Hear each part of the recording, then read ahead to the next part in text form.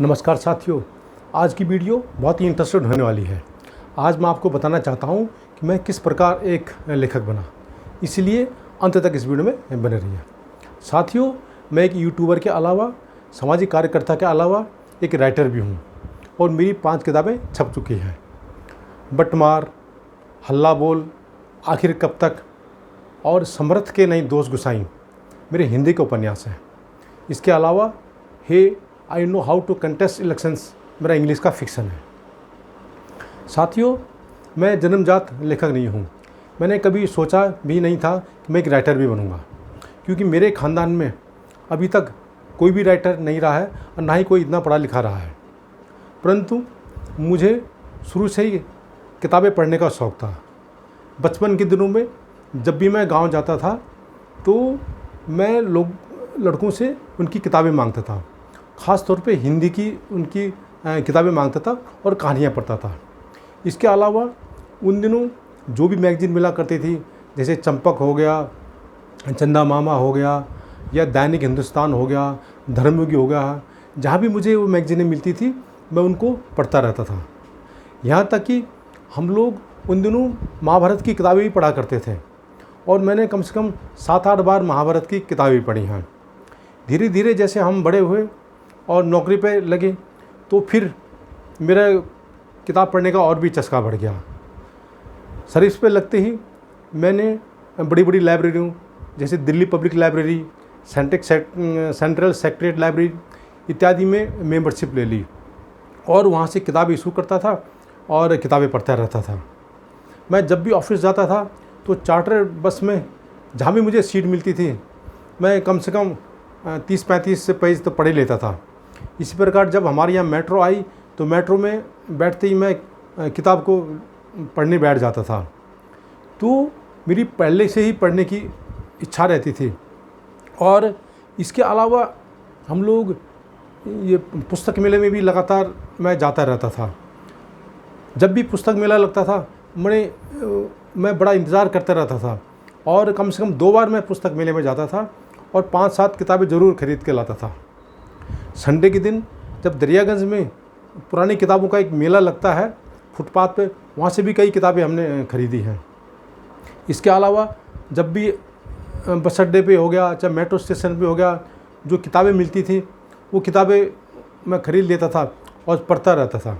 इस तरह ये जो मेरी पढ़ने की आदत थी यही मुझे लेखन की तरफ अग्रसर किया। जब हम कुछ और एक्टिविटीज़ शुरू करी, जैसे उत्तराखंड आंदोलन में जैसे मैंने भाग लिया, तो उस दौरान काफ़ी लोगों से मुलाकात हुई। ख़ास तौर पे जो पत्रकार लोग थे, लेखक लोग थे, तो उनसे भी काफ़ी मैगज़ीन हमें मिल जाया करती थी।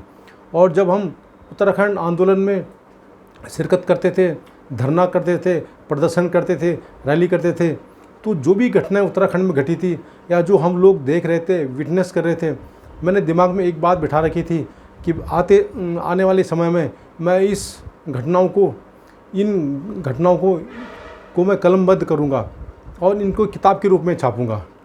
परंतु उससे पहले मैं कुछ और किताबें लिखना चाहता था ताकि अच्छी पकड़ हो सके, लेखन क्षेत्र में अच्छी पकड़ हो सके। परंतु जैसे ही मैंने एक दिन लिखने की सोची तो वर्ड मेरे मुंह पे आए ही नहीं और अब कलम पे वर्ड उतरे ही नहीं।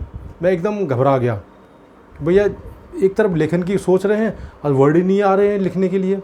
तो मैंने फिर सीरियसली सोचा कि पहले मुझे हिंदी पर अपनी पकड़ बनानी चाहिए। तब मैंने फिर एक ट्रांसलेशन कोर्स किया इंदिरा गांधी ओपन यूनिवर्सिटी से। 1 साल का कोर्स था। इससे थोड़ा थोड़ा हमारा हिंदी इम्प्रूव होगी लिखने के लिए। इसके बाद मैंने फिर सेंट्रल ट्रांसलेशन ब्यूरो से 3 महीने का रेगुलर कोर्स किया और इतना ही नहीं, वहाँ से मैंने 60,000 पेज को ट्रांसलेट किया इंग्लिश से हिंदी में। इससे मेरी हिंदी में अच्छी पकड़ हो गई। और इसके अलावा मैं और भी किताबें पढ़ने लग गया था, जैसे इंग्लिश की लिटरेचर हो गया और हिंदी की नॉवल हो गया। मैं जहाँ भी जाता था किताबें खोजते रहता था। एक मेरी और आदत थी कि मैं अखबारों की कटिंग रखता था और जहाँ भी मुझे अच्छा लेख लगता था मैं काट करके उसको जेब में रख लेता था। मेरे घर में लगभग 2 अखबार आते थे, एक हिंदी का और इंग्लिश का। हिंदी का अखबार जो कि जनसत्ता को मैं प्रमुखता देता था, क्योंकि जनसत्ता एक गंभीर मुद्दों पर वो अपनी बात रखता था और अच्छे अच्छे लेख होते थे उसमें। तो महीने 2 महीने में जब भी मुझे कबाड़ी को अखबार बेचने होते थे तो मैं पूरे अखबार को खंगालता था और उनमें जो एडिटोरियल होते हैं, संपादकीय लेख हैं, उनकी कटिंग रखता था। जैसे समसामयिक विषयों पर बेरोजगारी हो गया, भ्रष्टाचार हो गया, आर्थिक के बारे में हो गया, गरीबी के बारे में हो गया, या आम जो जनता की समस्याएं हो गया, शिक्षा के बारे में हो गया, स्वास्थ्य के बारे में इत्यादि जितने भी लेख होते थे मैं उनकी कटिंगें अपने पास संभाल के रख देता था और उनको पढ़ता रहता था या उनको रख लेता था, सोचता कि बाद में पढ़ते रहेंगे। इस तरह से धीरे धीरे मेरा रुझान लेखन की तरफ बढ़ा। इसके बाद मुझे किसने बताया कि यदि आपको लेखन कार्य में बढ़ना है तो आपको एक कोर्स करना चाहिए। तो मैंने इंदिरा गांधी ओपन यूनिवर्सिटी से एक कोर्स किया, हिंदी में सृजनात्मक लेखन का डिप्लोमा। उसमें उस कोर्स करने से बहुत फ़ायदा हुआ। उस कोर्स से मुझे ये पता चला कि जो बड़े बड़े लेखक होते हैं वो कैसे लेखन की तरफ उद्धृत हुए, वे कौन सी घटनाएं, कौन सा उनका क्षण था या कौन सी ऐसी दर्दनाक उनके पास घटनाएं या क्षण थे जिनसे प्रेरित होकर के, जिससे उद्वेलित होकर के, जिनसे परेशान होकर के उन्होंने लेखन कार्य किया और अब बड़ी बड़ी रचनाएं कर डाली। इसके अलावा उस कोर्स में बहुत अच्छी तरह दिखाया जाता है कि अलग अलग विधा में क्या क्या आपको सीखना चाहिए, किस विधा में कैसे महारत हासिल की जा सकती है, किस विधा के क्या लक्षण होते हैं, क्या गुण होते हैं और किस विधा में आपको एक्सपर्टाइज होनी चाहिए। तो इसके अपनी भाषा में पकड़ बनाने के लिए मैंने उर्दू का भी 1 साल का कोर्स किया और जिसमें मुझे 3य स्थान मिला। उर्दू सीखने का मेन मकसद ये था कि ताकि, क्योंकि आपको पता है कि हिंदी भाषा में लगभग 70% तो हमारी संस्कृत की भाषा होते हैं और लगभग 20% उर्दू के वर्ड भी होते हैं। तो अपनी भाषा को समृद्ध करने के लिए मैंने उर्दू कोर्स भी किया। अब मैं लेखन के लिए सोचने लगा कि कैसे लेखन कार्य आरंभ किया जाए। तभी मैं जिस कॉलोनी में रहता था वहाँ पे मैंने महसूस किया कि वहाँ पे वहाँ जो कमेटी है, जो वहाँ की कमेटी, वहाँ के जो सदस्य होते हैं, जैसे प्रधान जी हो गए, सचिव, महासचिव हो गए, वो वहाँ पे हमेशा 2-2 साल में इलेक्शन होते रहते थे। तो इलेक्शन लड़ने के लिए वे नाना प्रकार के हथकंडे अपनाते थे और कभी कभी अंदर की जो बातें कुछ और होती थी और अंदर खाने में भी थोड़ा बहुत भ्रष्टाचार रहता था। तो मैंने उनको कलमबद्ध करना आरंभ कर दिया और कम से कम 100-150 पेज का एक नोवेल बनाने की कोशिश करी। उसके बाद अचानक मुझे एक ऐसा चांस मिला कि मुझे किताब लिखने का एक मौका लग गया। हुआ यह कि जैसे ही हम उत्तराखंड आंदोलन में शिरकत कर रहे थे, उसी दौरान उनमें से एक आंदोलनकारी ने उत्तराखंड में पहले जो विधानसभा के इलेक्शन हुए थे उसमें इलेक्शन लड़ने की सोची। तो हमें भी उसके साथ सहभागिता निभाने और उसका प्रचार प्रसार करने का मौका मिला। तो हम भी उनके साथ उत्तराखंड में प्रचार प्रसार करने के लिए, प्रचार के लिए चल पड़े। तो 20-25 दिन हम पूरा उत्तराखंड के भ्रमण में रहे और गांव गए, लोगों से मिले, उनके विचार सुने अलग उत्तराखंड के प्रति, वहाँ की उत्तराखंड की समस्याओं जैसे पलायन हो गया, क्षेत्रीय पिछड़ापन हो गया, स्वास्थ्य, शिक्षा इत्यादि के बारे में उनसे जानकारी हासिल करी और लगभग 2-3 महीने हम लोग इसी गतिविधियों में घूमते फिरते रहे। तो एक दिन जब वापस हम आ रहे थे ये सब प्रचार के बाद, तो मेरे दिमाग में एक विचार कौंधा कि हमने पिछले 2-3 महीने में इतना सारा कुछ कर लिया है, क्यों ना इस पर एक किताब लिखी जाए।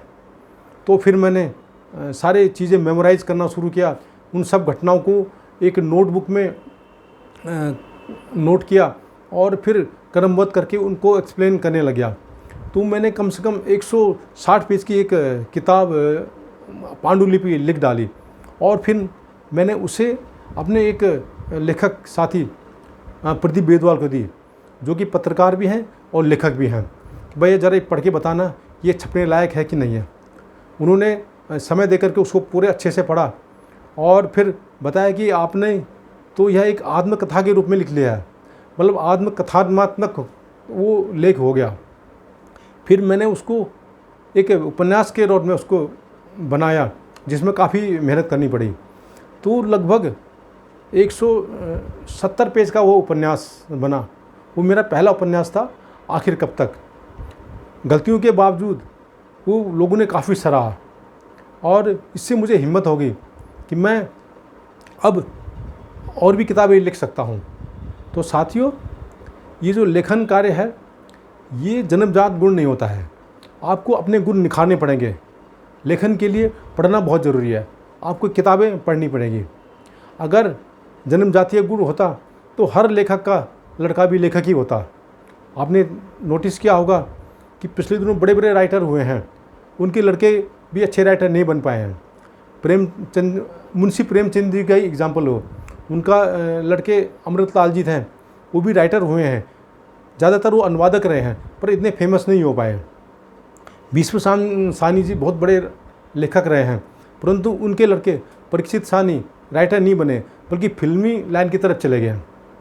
हरिवंश राय जी बहुत बड़े कवि थे, परंतु उनके सुपुत्र अमिताभ बच्चन जी कवि ना होकर के वे फिल्मी लाइन की तरफ चले गए। इस तरह से मैक्सिम गोर्की, उनके लड़के भी राइटर नहीं बने हैं। तो साथियों, यदि आपको लेखक बनना है तो आपको खूब किताबें पढ़नी पड़ेंगी। अपनी लेखन विधा, चाहे जो भी लिखना चाहें आप, चाहे वो कहानी हो, उपन्यास हो, नाटक हो या कविता हो, उस पर अपनी पकड़ बनानी पड़ेगी। उसके बारे में गहरी नॉलेज रखनी पड़ेगी और रुचि रखनी पड़ेगी।